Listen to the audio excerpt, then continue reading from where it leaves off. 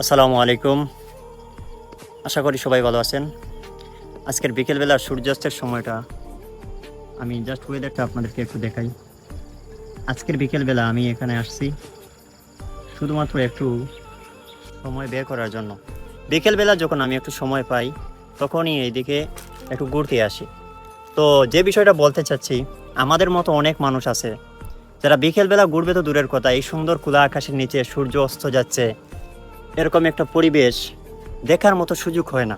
বিশেষ করে যারা প্রবাসে থাকে অথবা বাংলাদেশেও চাকরি বাকরিতে বর্তমানে নিযুক্ত আছে, কেউ ডালাই ছাদের নিচে বসে বসের জারে খেয়ে সময় কোন দিকে যায় বলতেই পারে না।